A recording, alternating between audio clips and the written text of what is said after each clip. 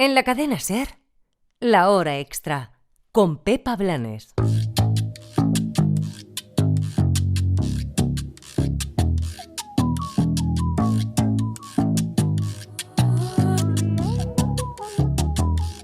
Baby, te voy a dar una vuelta por la playita. Te voy a llenar de besitos en la carita. Un día conmigo es lo que tú necesitas.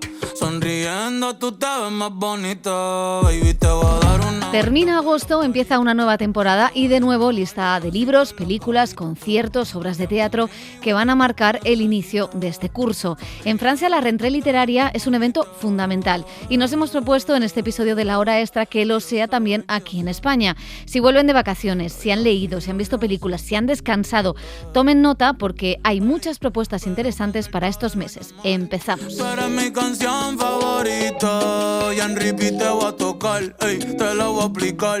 Quiero dibujar corazoncito en la orilla. Tranquila mami, yo te cargo a la silla. Esos ojitos lindos me encanta cómo brillan. Como una diosa puede ser tan sencilla. Septiembre empieza con un regreso editorial, el de la saga de aventuras ambientado en nuestro siglo de oro, El Capitán Alatriste. Arturo Pérez Reverte regresa a estos personajes que fueron todo un éxito y que prometen más aventuras por la historia de España. Excelencia. Pero no todo está perdido. Richelieu está enfermo. Los holandeses quieren la paz.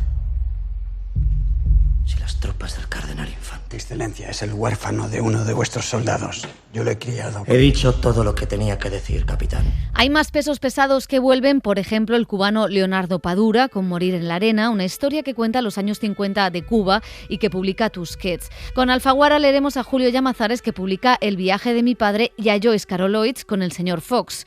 Otro escritor de renombre que vuelve es Ken Follett con El círculo de los días en Plaza y Janés, y Santiago Posteguillo con Los tres mundos. Y hay más novedades interesantes. Raquel García. Como por ejemplo una novela sobre el insomnio. Es la propuesta de Isaac Rosa en Las buenas noches con Seix Barral, donde se adentra en la intimidad de una pareja para hablar de infidelidad sin sexo y donde el insomnio le sirve al escritor para trazar una metáfora del tiempo en el que vivimos. Esta editorial nos traerá también de vuelta una autora italiana que fue todo un fenómeno en los 90 con la novela Donde el corazón te lleve. Susana Tamaro publica ahora El viento sopla donde quiere. Seix Barral publica también La guerra de los Rose, coincidiendo con la nueva versión cinematográfica de esta historia de rupturas. Parece que todo el mundo cree... ¿Que nos odiamos? Bueno, a veces sí que te odio. ¡No! Es un odio esporádico. Está infusionado con estragón. Le da un toque amargo. A Ivy le gusta poner un poquito de ella en todo lo que hace. Me encantan las pullitas que os tiráis. A veces Ivy se enfada conmigo y yo ni me entero.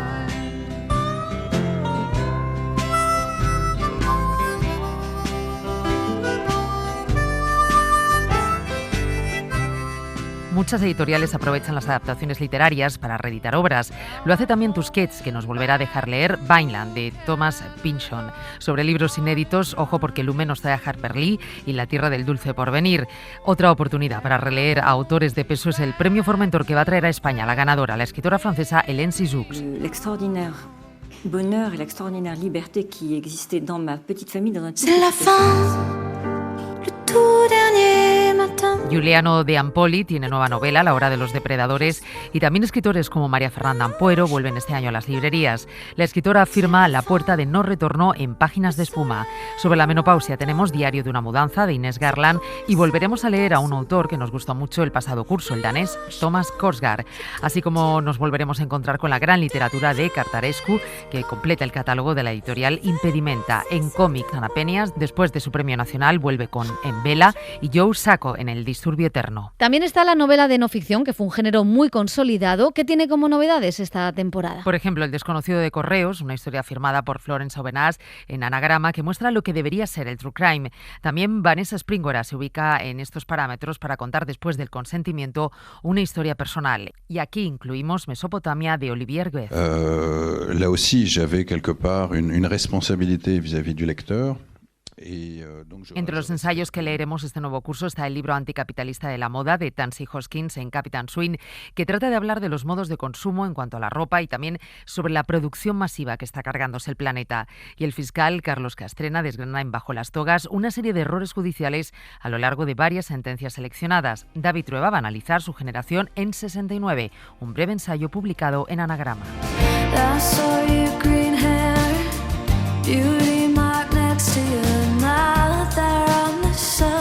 Los museos se preparan para una nueva temporada después de un verano de gran afluencia y de los buenos datos de 2024. Entre lo que veremos, Warhol o Pollock. Empezamos en el Prado, que comienza temporada con dos exposiciones muy diferentes pero a la vez complementarias. Las dedicadas al escultor Juan Muñoz y al pintor neoclásico Antonio Rafael Mengs. Nos lo explica su responsable de comunicaciones, Carlos Chaguaceda. El escultor contemporáneo y la influencia que en él tuvieron las obras de Velázquez y Goya, que se inaugura el 18 de noviembre, y una semana después una monográfica sobre Antonio Rafael Mengs, un gran pintor neoclásico, que todavía no había tenido esta gran monográfica, con 150 obras, y que va a ocupar la última parte del año. Sin olvidar la tercera edición del itinerario El Prado en femenino, un programa que está sirviendo para poner en valor el papel de las mujeres que hicieron grande el museo.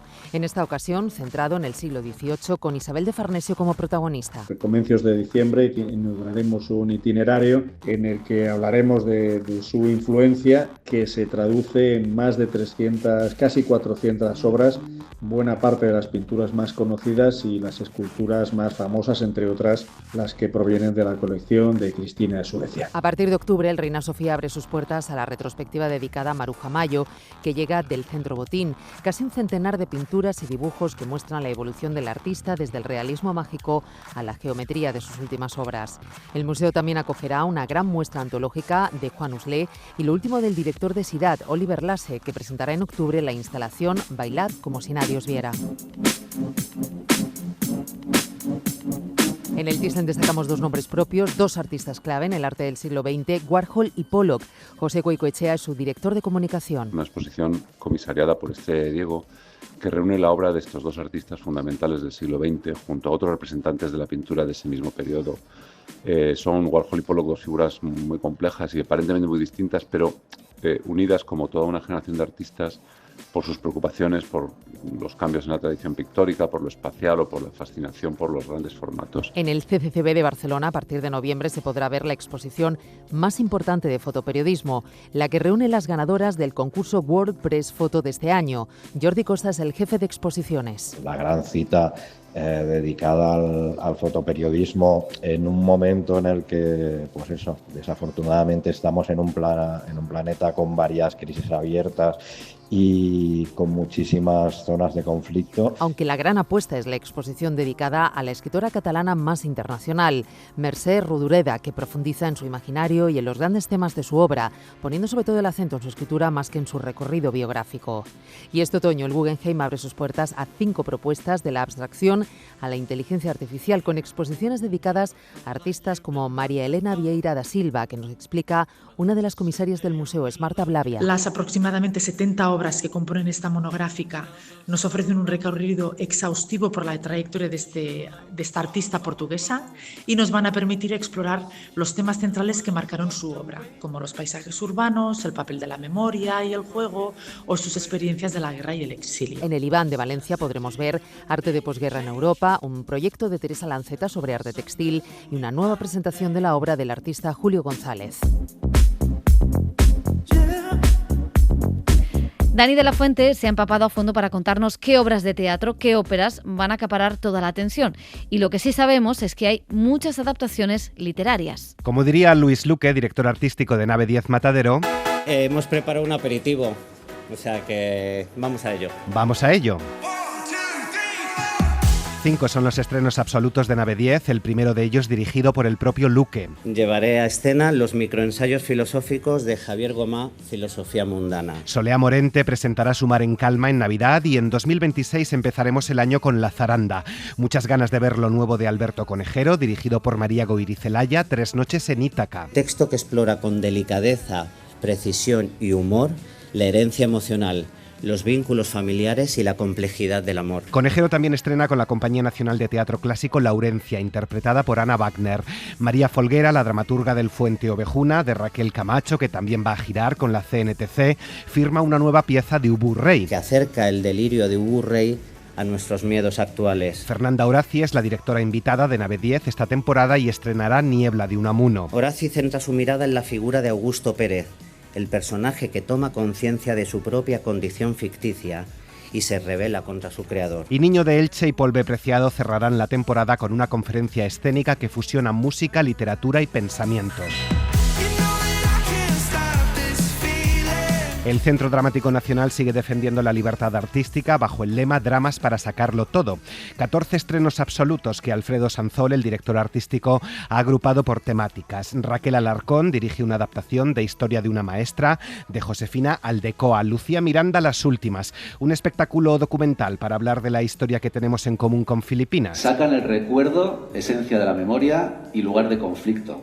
Frente al olvido, que produce ignorancia. Llegará una adaptación teatral de La vegetariana, del último premio Nobel de literatura Han Kang, o Grito, boda y sangre, basada en Bodas de sangre de Federico García Lorca. Sacan la violencia machista de la sombra y dan forma a la agresividad contra las mujeres con historias de amor, de comida, de mentiras y de muerte. Destacamos Risa caníbal, de Las huecas. Abordar la cuestión de la ultraderecha. El entusiasmo, donde Pablo Remón sigue reflexionando sobre la crisis de mediana edad. Gula, de Pau Matas Nogué y Oriol Pla. Lexicón, del Conde de Torrefiel. O Constelaciones, de Nick Payne, versionada y dirigida por Sergio Peris Mencheta. Cuenta la historia de una pareja desde el momento en el que se conocen, una barbacoa de unos amigos, hasta el momento en el que se separan. El Teatro Español va a reponer Una noche sin luna, de Juan Diego Boto y dirigida por Sergio, que ha agotado todas las entradas de nuevo desde que se ha anunciado. El Español sigue apostando por el teatro de raíz literaria, grandes títulos del repertorio universal, como Esencia, de Ignacio García May, dirigida por Eduardo Vasco y protagonizada por Juan Echanove y Joaquín Climent. Tú estás en el mundo para hacer, a través del teatro, un mundo mejor. Echanove, por cierto, también va a dirigir La Escopeta Nacional, adaptación teatral del célebre guión de Rafael Azcona y Luis García Berlanga. Para que recuerden aquellas cosas que pasaban antes, que había cacerías, donde había putas, cacerías, ministros del Opus, vedetes a golpe de talonario y un tío que quería colocar sus porteros automáticos en todas las construcciones del Ministerio de Fomento. Y de repente, joder, salen los telediarios. Natalia Menéndez dirige La malquerida, de Jacinto Benavente, con Aitana Sánchez Gijón. 38 años después de hacerla con Miguel Narros, pasó de ser la hija a ser la madre, la Raimunda, con Natalia Menéndez, y estaremos todo el año de gira. Es un gran tragedión. Pablo Messier, Personas, lugares y cosas, del dramaturgo británico Duncan Macmillan, sobre el proceso de desintoxicación de una actriz a la que interpreta Irene Escolar. Israel Elejalde, Ernesto Caballero o Mario Gas son otros de los protagonistas. El Teatro de la Abadía presenta su temporada Ensayando futuros y desafiando la escena. Tiempos como los que vivimos y como los que vienen, que parece que llegan cargados de preguntas difíciles. Juan Mayorga la va a cerrar con El jardín quemado, un ejercicio de memoria sobre el por qué 6 soldados fueron ingresados en un psiquiátrico durante la guerra. En un mercadillo de cierta isla española habían aparecido historiales clínicos de pacientes de un hospital psiquiátrico. La guerra los volvió locos, los hicieron pasar por locos para salvarlos, los castigaron haciéndolos vivir entre locos, como locos. También mira a la guerra, a la Segunda Guerra Mundial, Las gratitudes, basada en la novela homónima de la francesa Delphine de Vigan, dirigida por Juan Carlos Fischer. Las gratitudes será protagonizada por la gran Gloria Muñoz, a la que envío un fortísimo abrazo. O Una forma de vida, la adaptación de la novela homónima y epistolar de la belga Amélie Nothomb, un retrato de la obesidad y de la depresión a través de las cartas de un soldado de la guerra de Irak con la escritora.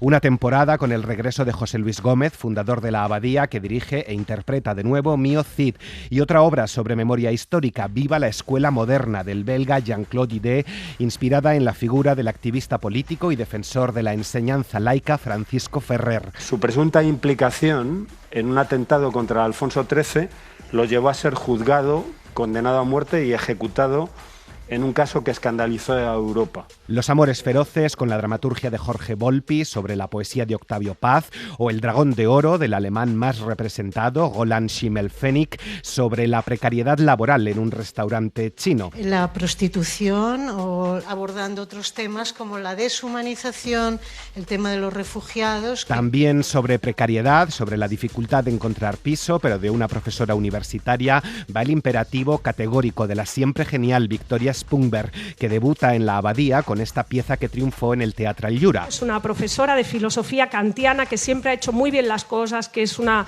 doctora y que no tiene plaza, que la echan de su piso y que de alguna manera se siente en la periferia. Y muchas ganas de ver la adaptación teatral de todo un hito del feminismo, Teoría King Kong, de Virginie Despont.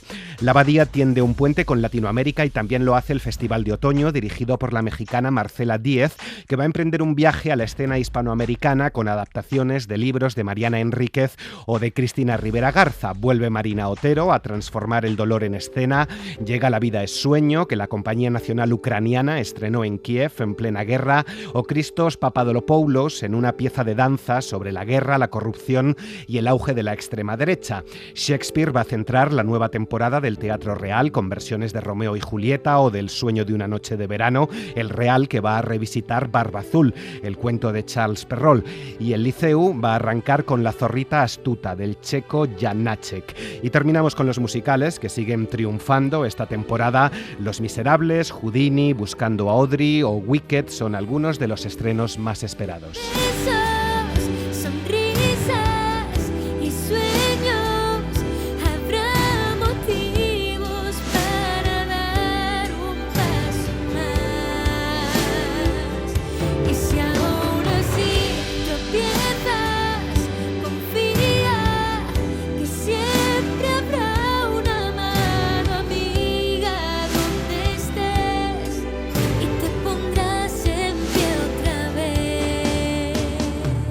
Tenemos música y conciertos. Hemos pedido a Laura Piñeiro, compañera de La Ventana, que nos presente algunas de las propuestas de este año. Ya hemos señalado la fecha de los conciertos de Bad Bunny en el calendario y esperaremos escuchar este otoño el disco de Rosalía y también ver qué han hecho Ed Sheeran, Mariah Carey y Robbie Williams en sus nuevos trabajos.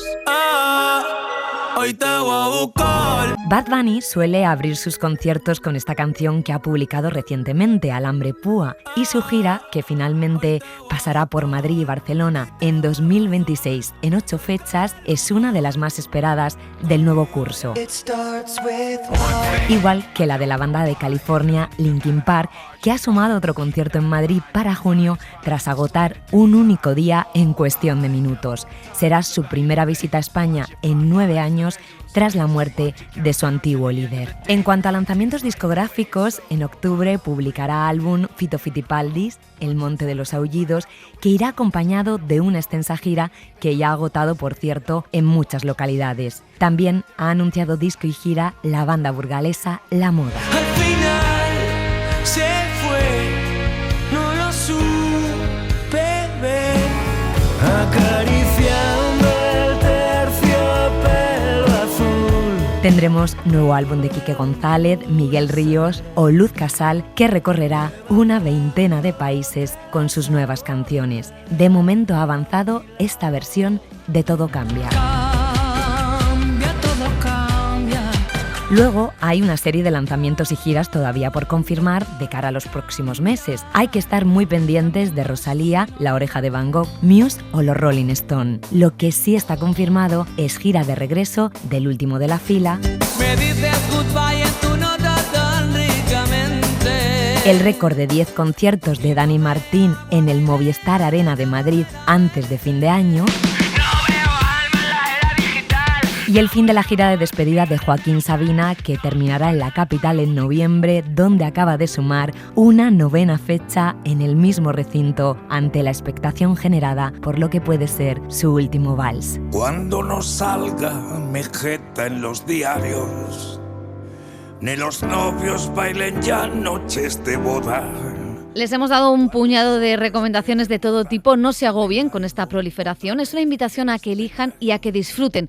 De hecho, en esta nueva temporada queremos plantearnos eso de disfrutar, de tomar tiempo y de que la cultura sea un arma para luchar con ese cansancio que nos agota a todas y a todos y que empieza a estar demasiado presente en muchos de los libros que vamos leyendo.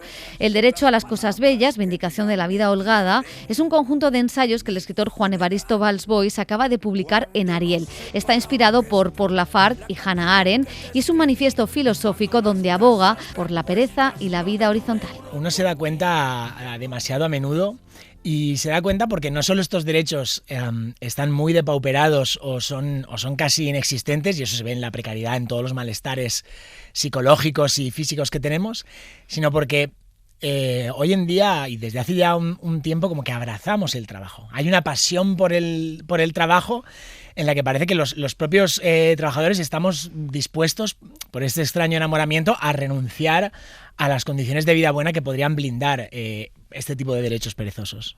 Se habla de rebajar el horario laboral, se habla de ese estrés, se habla de la salud mental más que nunca, sí. Pero no sé si hay alguna cosa personal que sea el detonante. Yo creo que a nivel social hay dos momentos en la historia reciente donde estas cosas se ponen sobre la mesa. Uno podría ser la crisis subprime de 2008 y todos los movimientos políticos que tienen lugar entonces. Y otra, que a mí me pilla un poco más de cerca, la pandemia, las políticas del confinamiento y sobre todo todos los activismos contra retrasar la edad de jubilación, contra la turistificación y gentrificación de ciudades que van proliferando en nuestro país y no solo. Yo es cierto que más o menos durante la pandemia yo trabajaba en la universidad, tenía varios trabajos además de este, y sí que tuve un momento de breakdown. Yo me identificaba mucho con la academia, me identificaba demasiado con la carrera profesional, como que eso estaba en el centro de mi vida, y ahí tuve un momento muy, muy duro y muy difícil porque me di cuenta de las cosas que había sacrificado y sobre todo me di cuenta de que esa fantasía maravillosa de vida buena no valía la pena porque el precio que tenía que pagar era una vida miserable, ¿no? Y es muy curioso que digas eso porque frente al discurso de la meritocracia, que aunque ha estado en ruinas efectivamente desde la crisis de 2008 después en adelante, y vemos que es un análisis constante en la ficción, por ejemplo, ¿no? La meritocracia ya está rota, no funciona, pero sin embargo nos cuesta desapegarnos de ella. O sea, nos cuesta desapegarnos en ese sentido de que el trabajo es crecer en la carrera laboral es lo más importante y entonces hay que poner todo el esfuerzo ahí dejando otras cosas. ¿Por qué la crisis de esa meritocracia no acaba de romper? Yo creo que ahí la clave, y es lo que trato de proponer en el ensayo, como hacen muchas otras ensayistas, Alicia Valdés, Sara Torres, Laura Llevadó, Teudal Espluga, es una cuestión que tiene que ver con el deseo. Si decimos que hoy en día estamos en una cultura del trabajo, habríamos de matizar, porque la cultura del trabajo de ahora no es la misma que la de nuestros abuelos, ni muchísimo menos, sino que estamos en una cultura de la pasión por el trabajo, ¿no? Una cosa que hace, digamos, el capitalismo es gobernarnos a través de nuestro deseo, haciendo que nos impliquemos al máximo en la conducta productiva que se desea obtener de nosotros, ¿no? Esta idea de sentirnos afortunados porque trabajamos, esta idea de que tenemos el trabajo de nuestros sueños, esta idea de que no hemos de quejarnos porque trabajamos de lo nuestro. Continuamente nuestra sociedad nos insta, casi nos obliga a estar enamorados, o al menos a mostrarnos enamorados de nuestro trabajo, ¿no? Hasta el punto de que efectivamente lo personal y lo profesional acaban distinguiéndose, ¿no? En la empresa nos comportamos de una forma íntima porque es como nuestra familia, porque son como nuestros colegas, porque son los valores por los que militaríamos, y en nuestro espacio personal nos comportamos extrañamente como un empresario, es decir, economizamos los vínculos, tratamos de aprovechar la vida como si fuéramos un inversor financiero.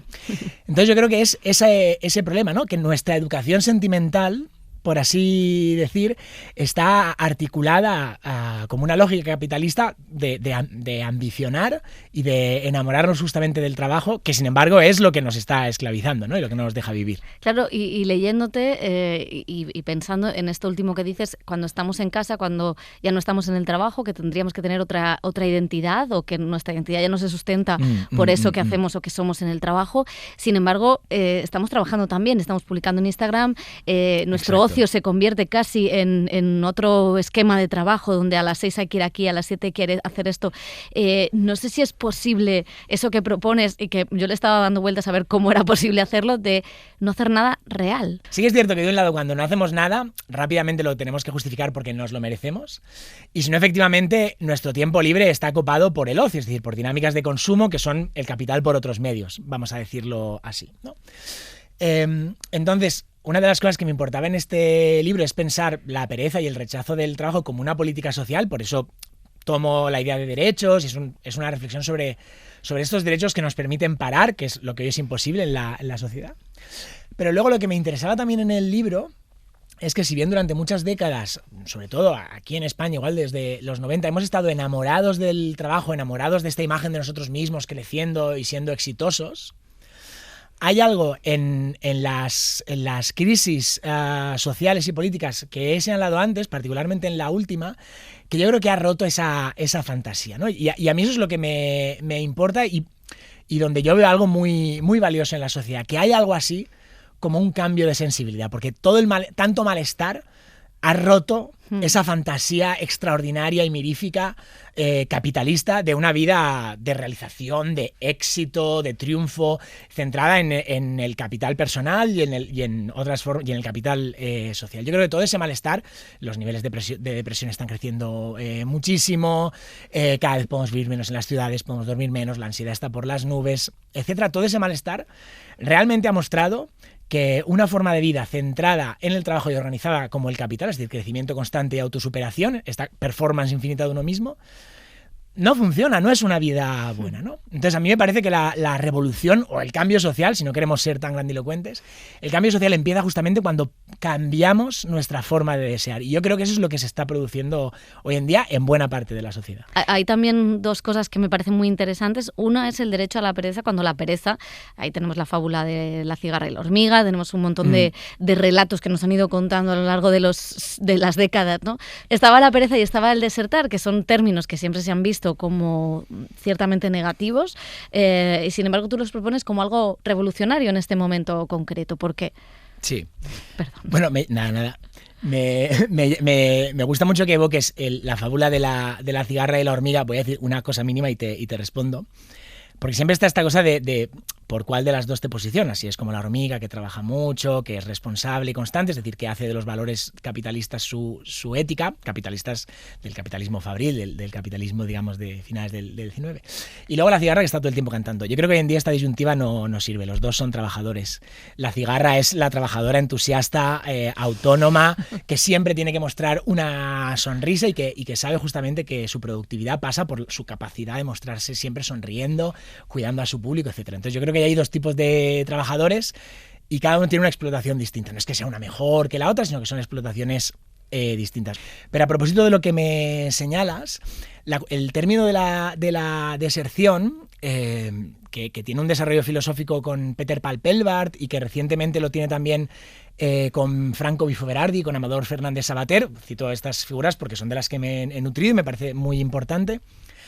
Creo que es una gramática del rechazo y de la renuncia importante, toda vez que supone una suerte de enmienda a la totalidad, ¿no? El que desierta, el que se torna desierto, es el que entiende que las normas mismas del juego no son malas, no son buenas, perdón, son malas, son deleznables, ¿no? Como quien desierta en la guerra, ¿no? Al final me da igual si estoy en el bando de los vencedores o de los vencidos, voy a estar matando a gente, va a morir gente a mi alrededor, si no acabo muriendo yo, ¿no? Entonces, ¿qué juego es ese? ¿Cuál es el valor de un juego tal que hace triunfar a unos aplastando a otros, ¿no? Entonces, quien desierta dice: las normas del juego son violentas en sí mismas, da igual qué posición tome dentro. Si firmo las normas, ya estoy mostrando connivencia con esa violencia, por tanto, desierto, ¿no? Hasta luego, me voy, abandono, chao a todo esto, ¿no? No se trata de en el trabajo ser autónomo o ahora intentar ser opositor o tener este trabajo que es más tranquilo o este que me da más pasta, que por supuesto cada uno lo hace como puede y como se las ingenia y como mejor sabe, digamos, situarse. De lo que se trata es que en todas estas formas de estar en el mundo del trabajo, y está claro que tenemos que estar, hay explotación. Hay un momento en que la vida se está negando, ¿no? Hay un momento en el que además convocan mi deseo, hacen que esté motivado, que dé gracias por la oportunidad, que sea entusiasta, etcétera. Bla, bla, bla, bla. Sí, porque la cosa es que ya sabemos el bla, bla, bla, ese good vibes only. Lo tenemos aquí metido. Lo tenemos ahí grabado, sí, casi como lo de Kafka en la condena penitenciaria. A pesar de todo eso, esto está haciendo que mi vida no sea buena. Yo veo que estoy sacrificando mi vida por esto, veo que estoy viviendo para trabajar cuando la idea era trabajar para vivir, pero vivir sobre todo, ¿no? Entonces, la idea de la deserción me parece importante. Y si me permites hacer un comentario breve sobre a propósito de la pereza, Hay muchas formas de entender la pereza. Desde luego, clásicamente ha sido un vicio religioso, pero también ha sido una contravirtud, un gran problema en sentido económico, en sentido político, ¿no? Hay algo de abyecto en los y las perezosos, ¿no? En aquellos que rechazan los imperativos de la productividad y los imperativos de la reproductividad, ¿no? Sobre todo para todas esas mujeres que se relacionan críticamente o problemáticamente con el imperativo de la maternidad, responden de una forma o no. Hay algo como abyecto en los cuerpos perezosos. A mí me parece importante señalar que si la pereza en un sentido político es un deseo poscapitalista, como dijera Mark Fisher, es porque en la pereza late la fuerza de no hacer nada, la fuerza de parar, la fuerza de decir no. Decir no, ese momento de negatividad donde nos quitamos de encima esa carga que está aplastando una vida buena que queremos abrazar, una relación con los otros que queremos abrazar. Ese momento de decir no, como decía, es de las cosas más difíciles que hacer en una sociedad que peca, ya lo decía Byung-Chul Han, de exceso de positividad, ¿no? De este good vibes only, de este siempre crecer, de este no tolerar un gesto torcido. En el momento en el que estamos en una sociedad donde las pasiones alegres no han dejado hueco para nada más, estamos en una sociedad absolutamente obediente, obedecemos, aunque con una sonrisa, una sociedad absolutamente obediente y una sociedad que olvide el espíritu crítico y la capacidad lateral de pensar una alternativa, porque pensar una alternativa es perder tiempo. Pararse a pensar es perder tiempo si se trata de una carrera, ¿no? Entonces, allí donde reina el estrés y la circulación constante, la libertad tiene que ver justamente con poder parar. Y yo creo que una libertad que consiste en poder parar es la que tratan de blindar los derechos de la pereza, justamente. El derecho a decir no, el derecho a parar. En la cadena SER, La Hora Extra, con Pepa Blanes.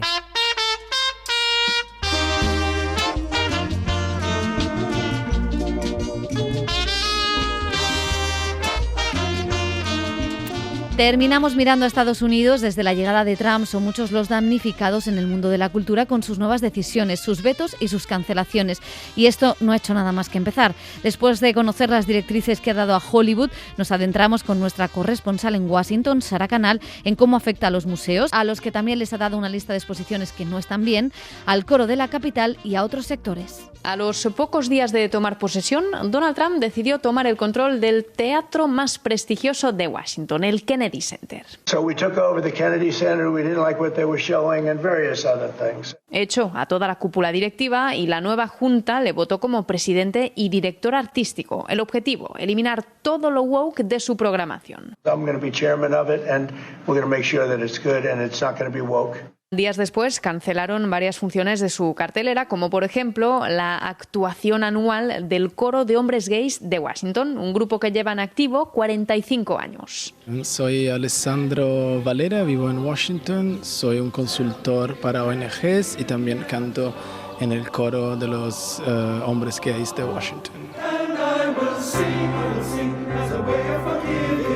El coro me ha cambiado la vida de muchas maneras, porque justo es una intersección entre expresión artística y activismo. Ha sido la banda sonora de muchos eventos positivos, cuando se aprobó el matrimonio igualitario en este país, pero también eventos muy difíciles, como cuando la pandemia del SIDA golpeó la comunidad gay de este país y de todo el mundo. Alessandro es uno de los 300 componentes de este grupo que ha llegado a actuar en la Casa Blanca de Barack Obama y nos cuenta que con el regreso de Trump al poder todo ha cambiado.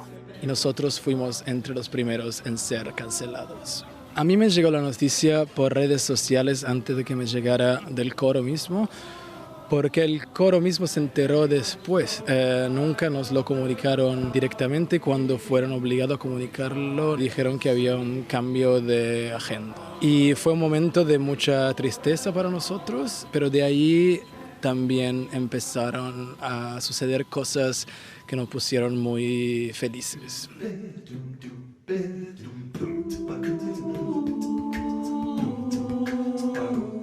la sociedad civil y religiosa de Washington se volcó con el coro. Iglesias, sinagogas y centros comerciales les invitaron a cantar, recibieron también un nivel de donaciones jamás visto y empezaron a darse a conocer fuera de la capital, hasta tal punto de llegar a actuar en el reputado Carnegie Hall de Nueva York.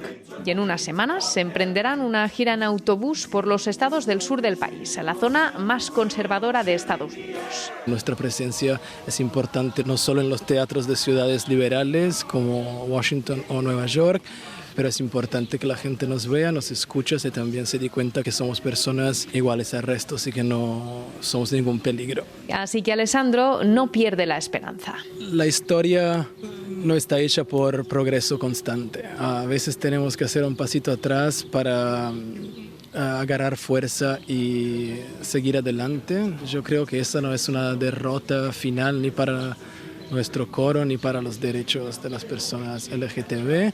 Es un momento difícil, pero tengo esperanza que si seguimos cantando, si seguimos luchando, vamos a divertirnos, vamos a crear impacto y vamos a tener un logro político también.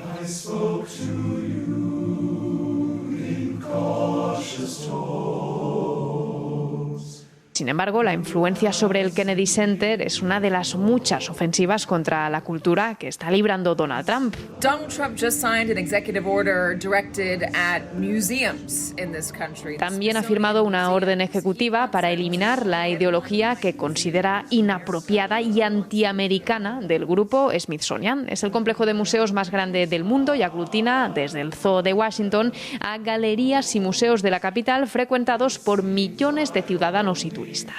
Una ofensiva sin precedentes con la que el presidente Trump quiere erradicar el movimiento revisionista que se acentuó tras el asesinato de George Floyd, pero sobre todo controlar la oferta cultural para imponer su narrativa y eliminar todo lo que considera woke. And so it goes, and so it goes. Nos marchamos, gracias David Nieto, que ha estado en la realización. Volvemos la semana que viene ya con Daniel de la Fuente a los mandos. Adiós.